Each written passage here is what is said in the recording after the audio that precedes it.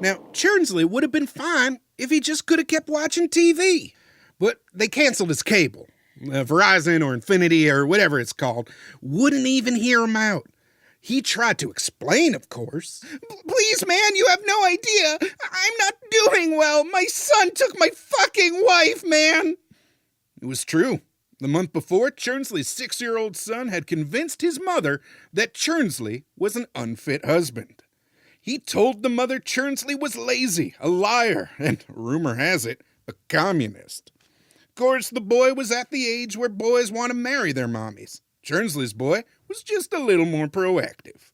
Churnsly told it all to the Xfinity or Frontier Wireless lady. They got a condo on Daytona Beach. And the representative probably said, I'm sorry, sir, but that doesn't factor into our decision or something. I don't know, I wasn't there for that part. All I know is that was the last straw. Churnsly had no life at home anymore. He lost all his money, pilfered by a mere kindergartner. And now he had no distraction. He did the worst thing a fella like him could do. He started drinking at work.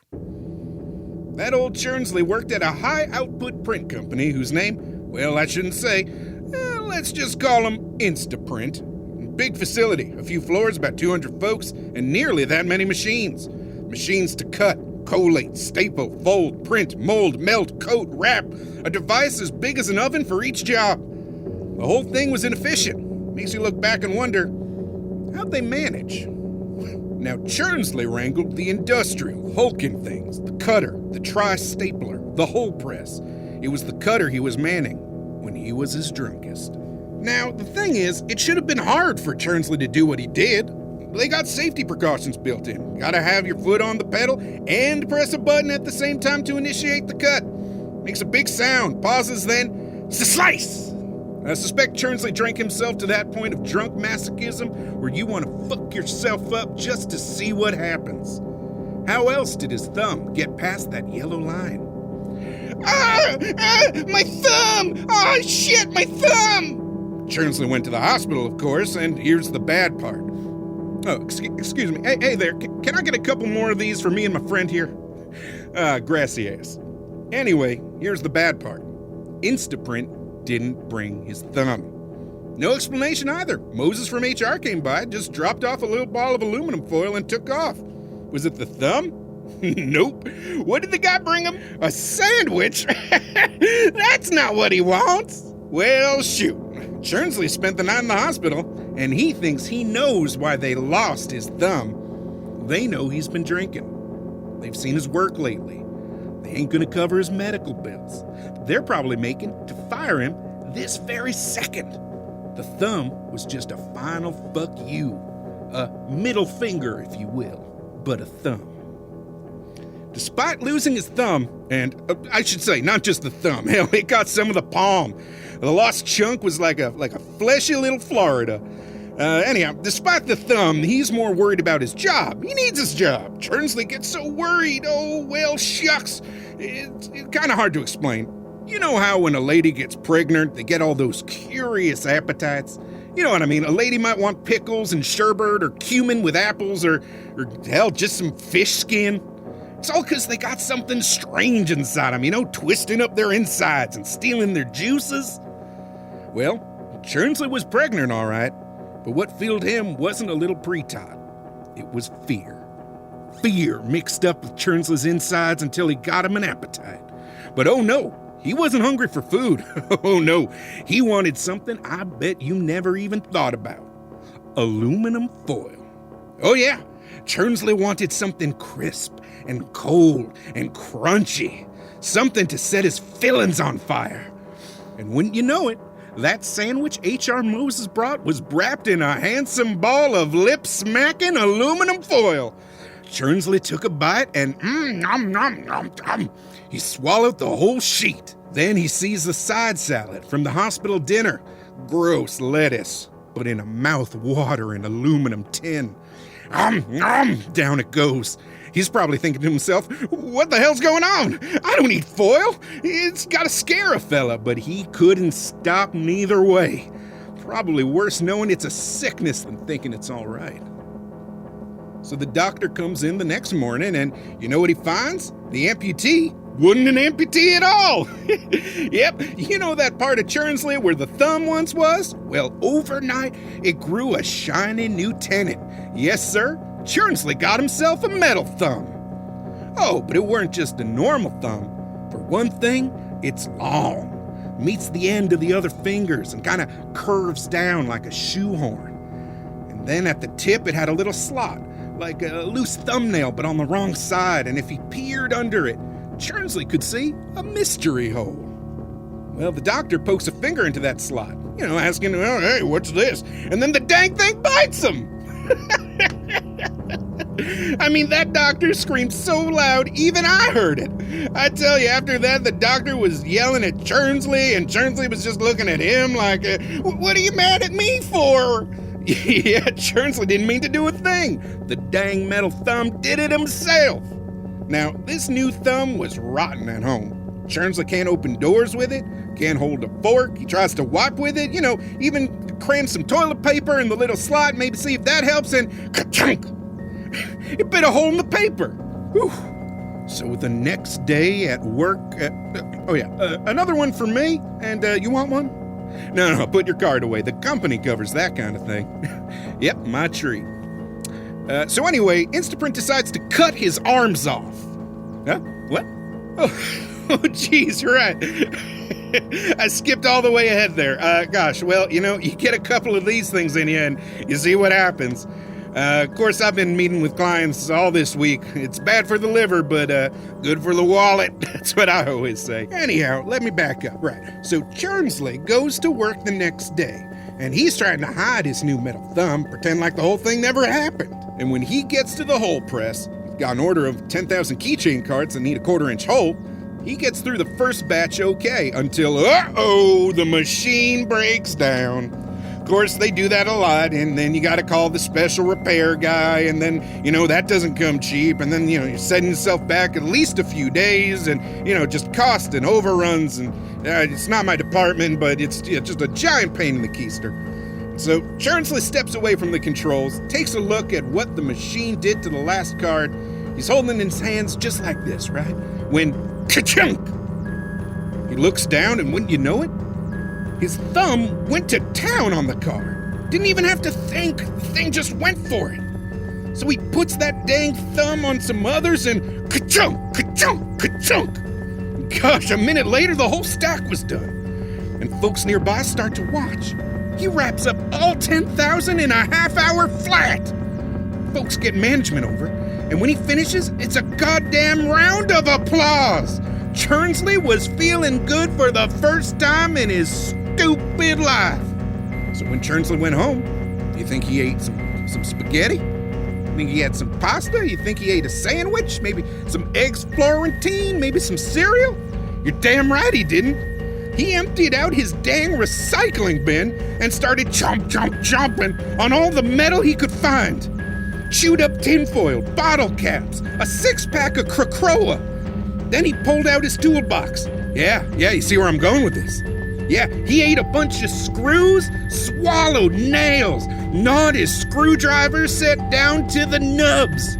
But by the time he was full, he had lost every one of his teeth, pulverized into dust. But he enjoyed the feast, liked how it took him away, felt like he was becoming something better. Something told him he wouldn't be toothless for long. At 8:55 a.m., bright and early, Churnsly walked into the Instaprint factory floor with a new set of chompers. And they weren't normal, not even teeth. Instead, he had a big-ass metal mouth guard, but it had rows of metal sheets, sort of like an armadillo shell. His mouth was permanently 4 inches wider, both horizontal and vertical.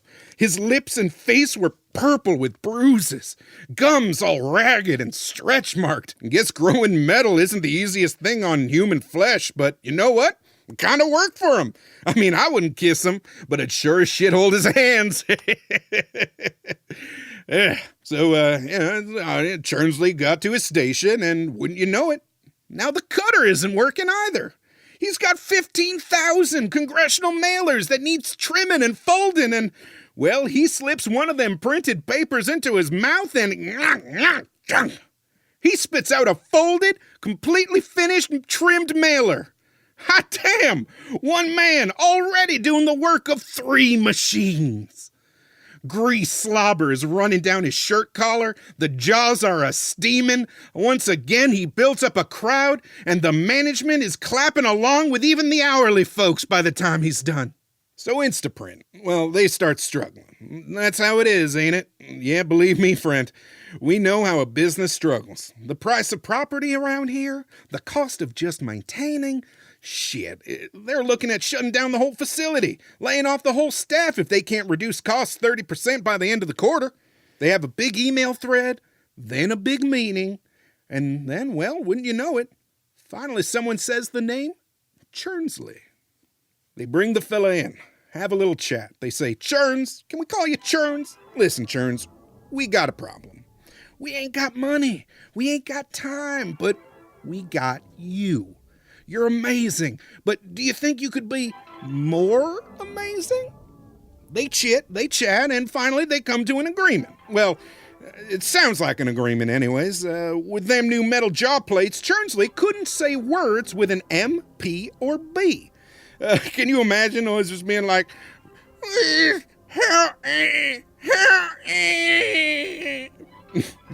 So they bring Churns on to a new, bigger position, gets a better insurance plan with a wider coverage, more options out of network, if you get my drift. Anyways, that's when Instaprint decides to cut his arms off. I knew he'd get there. You want another? No, not a problem. Hey, mi casa su casa. So yeah, and I know you were wondering, this is where I finally come into the story. Churnsly shows up at my part of the hospital, where all the fun stuff happens. Oh, elective surgery, experimental hijinks. Yep, that's where you see my hand raised sky high. That's my background, and that's why you can trust my word when I say what happened next is remarkable, even under the view of all of my 2 decades of industry experience. I say, hiya, Churnsly. My name is Dr. Carp Dungaree, and I'll be cutting your arms off. And he gives me a look that just says, well, duh, that's what I'm here for. I don't know, something about the way he reacted like that, his face, it just made me laugh. Every so often, you just hit it off with the guy, you know? I start cracking up, and he gives me a smirk, and we start hamming each other the way guys ham each other. And, well, we're off to the races. So I snip his arms off. Snip, snip. Wasn't the first arms I cut off, won't be the last. It's what happens after that's important.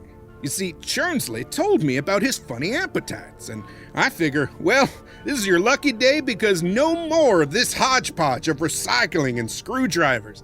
I get Churnsly high-grade surgical steel, stainless, handsome, durable. It's that kind of attention to quality that you can expect from me, because we put the work in early in processes like this. Churnsly ate about all the scalpels and clamps I could get him, and 2 days later, yeah, you guessed right, he's got magic metal arms. His right arm was like a big-ass scissor, and it could trim huge stacks of paper in a snap.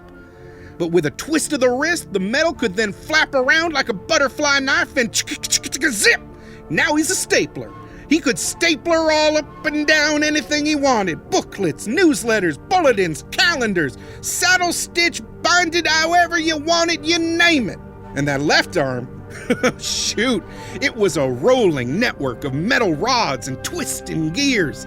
A piece of paper got sucked in one port, twisted around, and came out creased, folded for mail-in, turned into envelopes, crimped into origami, or goddamn laminated. It was a left arm you could brag about to anyone, and they'd pull up a chair and listen to what you had to say. The moment they got a look at the new Iron Churnsly, they fired 160 people in his office. They even had families. Serves them right. Sorry, buckos, we're riding the Churnsly train into the 21st century. Now, plenty of management stayed, of course, and they explained to Churnsly, sorry, buddy, this doesn't mean a raise, not exactly. he'd get 3% for inflation if the company was doing well enough, but they couldn't spare no more than that. And wouldn't you know it, he bought it! As long as I can keep my job, he grinned. Old Churnsly. That's how we got Churnsly so cheap, a savings which we pass on to you, the consumer. But it's not like we didn't sweeten the deal. Churnsly never had to eat an apple or a potato or a kebab or a coleslaw ever again. Not a biscuit, a Triscuit, or a popcorn salad. No, I got him the best metal. And it's buying it in bulk that gives us such competitive prices. Heck, you can't afford not to. Yep, Churnsly dropped more pieces of himself because he kept growing new, better, metaler parts. He popped out an eye to make room for a high-definition photo scanner, and his anus became an inkjet printer, making hot diarrhea glosses and handsome matte 11x17s. He ate so much metal, he even lost his old metal mandibles and grew new ones. Yep, we gathered up those metal plates. You goddamn see where I'm going, yeah. You better believe we kept them baby robot teeth. Then one day, Churnsly, he tells me, he goes to the refrigerator at work and, he doesn't eat food, mind you, but he likes his motor oil chilled, so he's gargling oil when he sees in that fridge a bit of aluminum foil. It looked like a sandwich. He pulled it out and unwrapped it, and gosh, when you know it, there it was. It was his thumb. It had been rotting away in the fridge this entire time, molded over with a virus black cotton candy web. But he knows that nail bed, that chewed up cuticle, that speckling of pale blonde hair, and he's looking at it all like, I guess it was just a mistake they didn't bring my thumb. Yeah, Churnsly, just a big old mix-up, right? And he thinks about that and feels all this cold metal jutting out from his flesh, growing organically, merged and mutated. He thinks about his son with his wife in Daytona Beach. Imagines how the now 8-year-old is probably bar-backing nights at a raunchy boardwalk joint, drunk spring breakers doing belly shots off of his former wife. He knows that not one of them could even remember his name, even if they gave him the first letter as a hint. C for Churnsly. Next day, I come in for a consultation. Churnsly sleeps with the machines, of course, and at night, when the cold gets him a-shivering, he tends to molt. I've gathered up the scraps of legs that do the embossing, bit of metal fingers that do hole punching, and the butt cheeks for bookbinding. That day, I find an arm, and I'm excited because that means we can finally construct a new Churnsly out of all the discarded parts. Them bits seem to move mighty fine after they fall off the fella, and well, this is exciting. We sold that first new Churnsly to the National Enquirer, and they got to let go of a whole division of human labor. But that's besides the point. It's when I get closer to Churnsly Prime that I find the blood. I'm laughing to myself because I figured he didn't have any more, but Lord, he did. Probably all them parts got a little blood in them. One little piece of the original Churnsly. Well, then I find the top plate of his skull. Uh-oh, what's that doing there, am I right? I hope he has a new one, but I get closer and I see that he doesn't. Inside his skull, a metal brain is forming. Little circuits coming together and twisting to form new connections. And in the trash, scooped out like the guts of a blood pumpkin, is Churnsly's brain. I guess he didn't want it anymore. Didn't like his memories, his consciousness. Can't blame him. But you know what was weird? Just like everything else that came off him, the brain was still moving around, just like squishing. Of course it bothers a fella. I knew Churnsly for nearly a year by that point, and we were as close as cousins maybe. We ate lunch at the same time. He'd tell me about something he saw online, a video of like a dog smoking a cigarette or something. Churnsly had a sense of humor, not like a laugh a minute, but he'd brew on something, and every so often, he'd just get you. Surprising for someone with his, skill set. After he lost that brain, well, it was like he was on airplane mode. You get me? Like, some of his features were there, but he couldn't connect all the way. His eyes weren't as bright. Churnsly stopped sleeping, and after that, he never spoke again. I said we kept all the parts of Churnsly that fell off, but that's a lie. I buried his brain. Not a full burial or nothing, just a shoebox out in my garden, but the missus had a fit at that, I tell you what. I worry I didn't do enough for him. I get scared, you know? Worried that just a dog will dig it up. I wonder if it's still squishing around. You notice I'm crying, but I don't wipe the tears away. I ain't embarrassed. Churnsly did what he did, and I owe my career, my life, and not to mention the tremendous savings we now provide businesses to that sweet Churnsly. I'm proud to cry, damn it!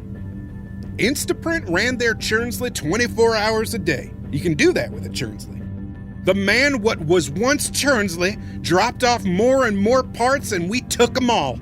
Started sharing his cost-slashing benefits with the rest of the industrial world.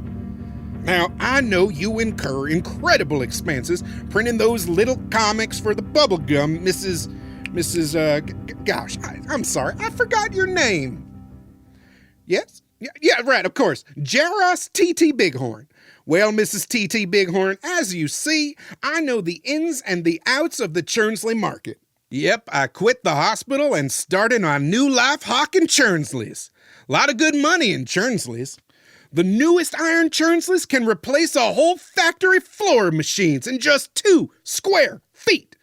One iron Churnsly can walk to where you need him, do the work of what used to be all of his coworkers, bosses, underlings, and close friends. So hearing all that, Mrs. T.T. Bighorn, as you have witnessed the saga, as you have heard the tale, I only have one question for you. How many can I put you down for? What? I'm sorry, what? No, you can't buy the original Churnsly. Why? Well, the dang thing's been retired. Well, 'cause we retired him. Where? I don't know, some scrap heap somewhere or other. I don't know.